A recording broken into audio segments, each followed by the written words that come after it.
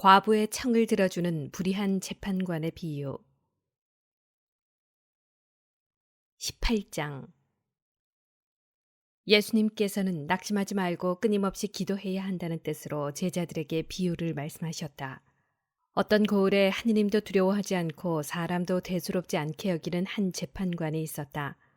또 그 고을에는 과부가 한 사람이 있었는데 그는 줄곧 그 재판관에게 가서 저와 저의 적대자 사이에 올바른 판결을 내려주십시오 하고 졸랐다. 재판관은 한동안 들어주려고 하지 않다가 마침내 속으로 말하였다. 나는 하느님도 두려워하지 않고 사람도 대수롭지 않게 여기지만 저 과부가 나를 이토록 귀찮게 하니 그에게는 올바른 판결을 내려주어야겠다. 그렇게 하지 않으면 끝까지 찾아와서 나를 괴롭힐 것이다. 주님께서 다시 이르셨다. 이 불의한 재판관이 하는 말을 새겨들어라. 하느님께서 당신께 선택된 이들이 밤낮으로 부르짖는데 그들에게 올바른 판결을 내려주지 않으신 채 그들을 두고 미적거리시겠느냐. 내가 너희에게 말한다. 하느님께서는 그들에게 지체 없이 올바른 판결을 내려주실 것이다. 그러나 사람의 아들이 올 때에 이 세상에서 믿음을 찾아볼 수 있겠느냐. 바리사이와 세리의 비유.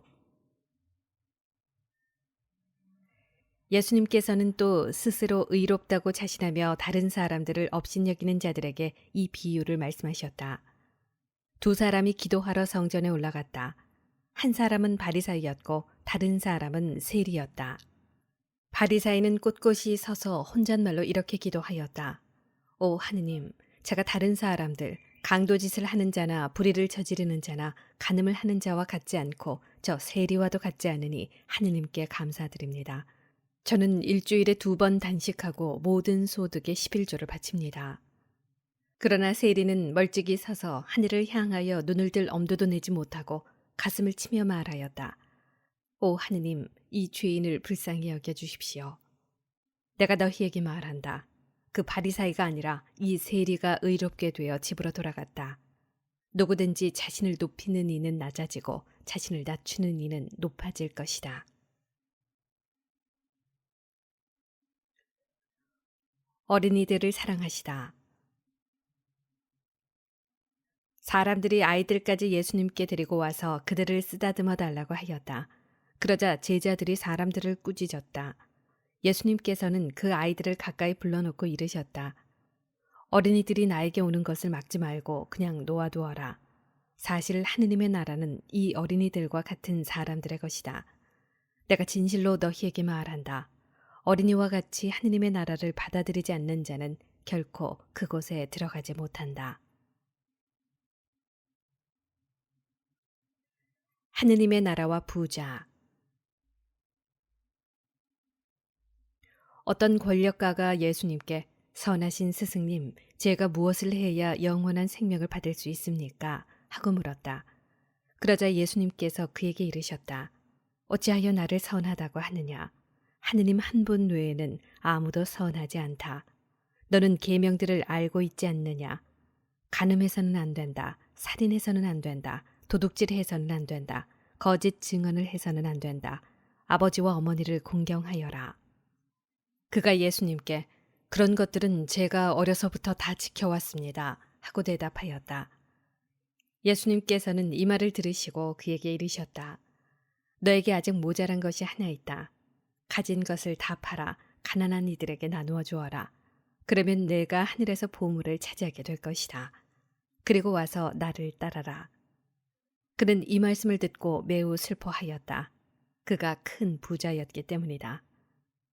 예수님께서는 그가 매우 슬퍼하는 것을 보고 말씀하셨다.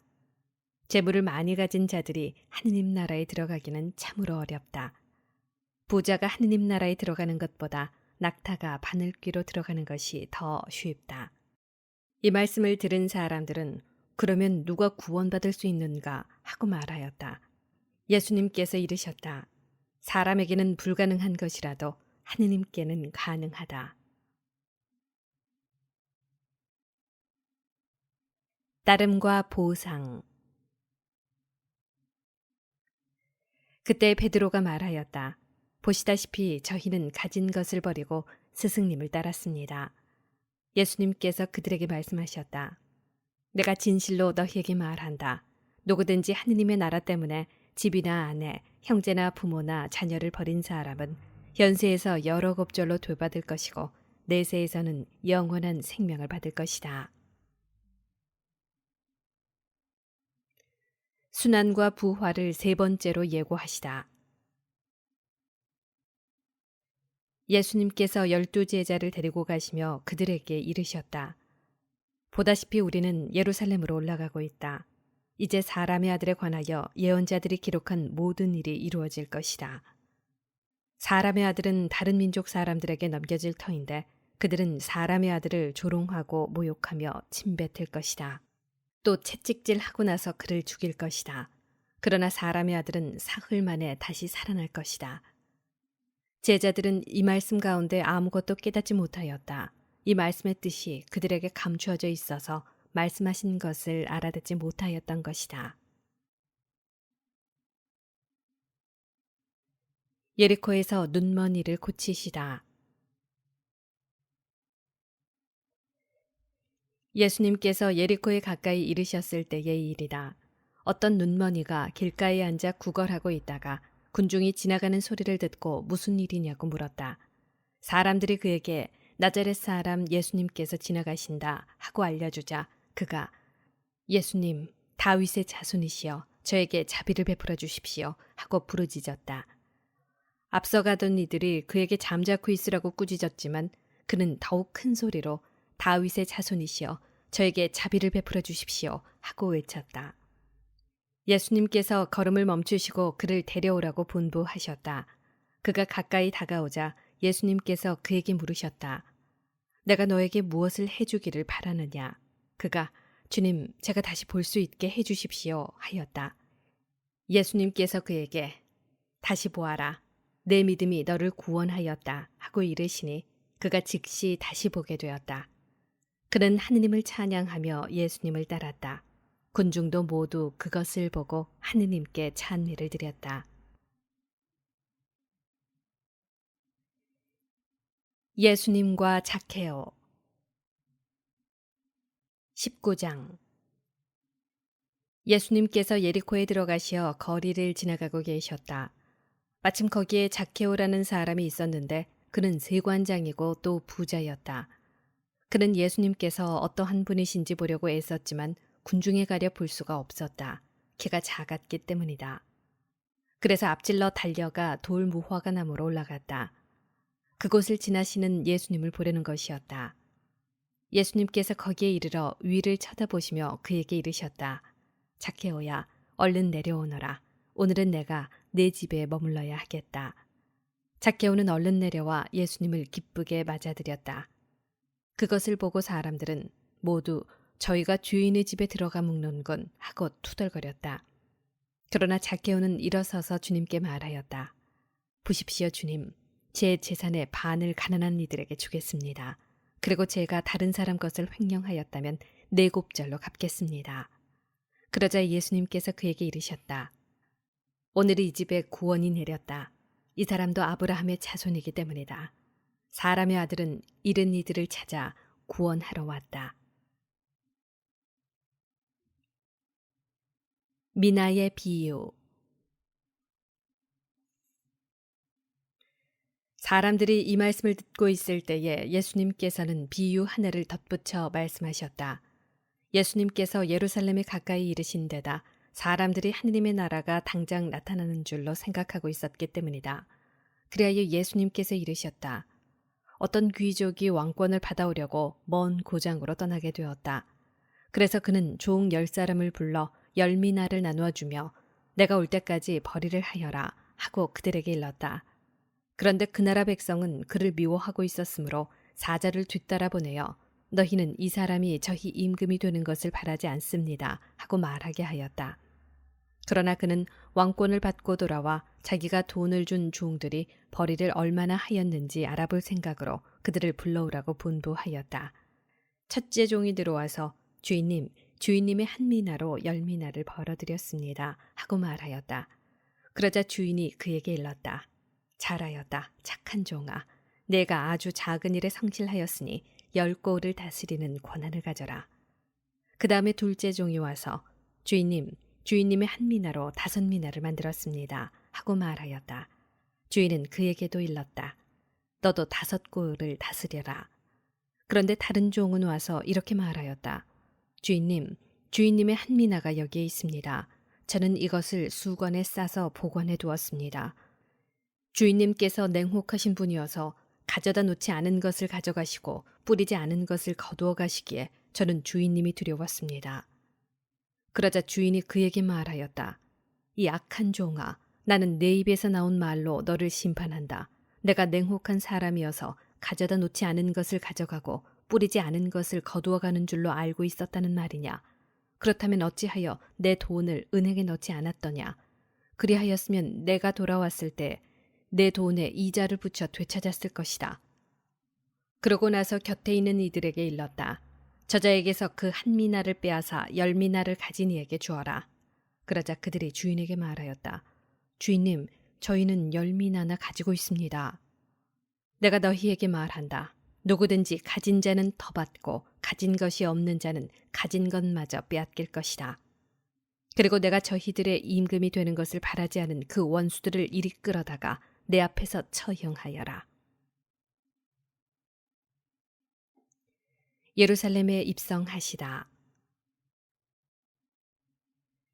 예수님께서는 이 말씀을 하시고 앞장서서 예루살렘으로 오르는 길을 걸어가셨다. 올리브산이라고 불리는 곳 근처 벳파게와 베타니아에 가까이 이르셨을 때 예수님께서 제자 2를 보내며 말씀하셨다. 맞은쪽 동네로 가거라. 그곳에 들어가면 아직 아무도 탄 적이 없는 어린 나귀 한 마리가 매여 있는 것을 보게 될 것이다. 그것을 풀어 끌고 오너라. 누가 너희에게 왜 푸는 거요? 하고 묻거든 이렇게 대답하여라. 주님께서 필요하시답니다. 본부를 받은 이들이 가서 보니 예수님께서 말씀하신 그대로였다. 그래서 그들이 어린 나귀를 푸는데 그 주인이 왜 그 어린 나귀를 푸는 거요? 하고 물었다. 그들은 주님께서 필요하시답니다. 하고 대답하였다. 그리고 그 어린 나귀를 예수님께 끌고 와 그 위에 자기들의 겉옷을 걸치고 예수님을 거기에 올라타시게 하였다. 예수님께서 나아가실 때에 그들은 자기들의 겉옷을 길에 깔았다. 예수님께서 어느덧 올리브산 내리막길에 가까이 이르시자 제자들의 무리가 다 자기들이 본 모든 기적 때문에 기뻐하며 큰 소리로 하느님을 찬미하기 시작하였다. 그들은 이렇게 말하였다. 주님의 이름으로 오시는 분, 임금님은 복되시어라. 하늘의 평화, 지극히 높은 곳의 영광. 군중 속에 있던 바리사이 몇 사람이 예수님께 스승님, 제자들을 꾸짖으십시오 하고 말하였다. 그러자 예수님께서 대답하셨다. 내가 너희에게 말한다. 이들이 잠자코 있으면 돌들이 소리 지를 것이다. 예루살렘의 멸망을 예고하며 우시다. 예수님께서 예루살렘에 가까이 이르시어 그 도성을 보고 우시며 말씀하셨다. 오늘 너도 평화를 가져다 주는 것이 무엇인지 알았더라면. 그러나 지금 내 눈에는 그것이 감추어져 있다. 그때가 너에게 닥쳐올 것이다. 그러면 너의 원수들이 내 둘레에 공격 축대를 쌓은 다음 너를 에워싸고 사방에서 조여들 것이다. 그리하여 너와 내 안에 있는 자녀들을 땅바닥에 내동댕이 치고 내 안에 돌 하나도 다른 돌 위에 남아있지 않게 만들어버릴 것이다.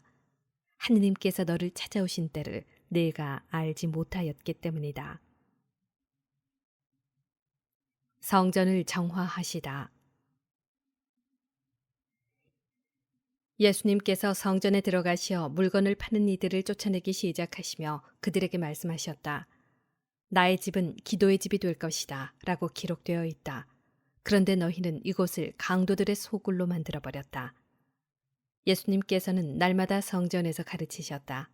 수석 사제들과 율법 학자들과 백성의 지도자들은 예수님을 없앨 방법을 찾았다. 그러나 어떻게 해야 하는지 그 방도를 찾지 못하였다. 온 백성이 그분의 말씀을 듣느라고 곁을 떠나지 않았기 때문이다.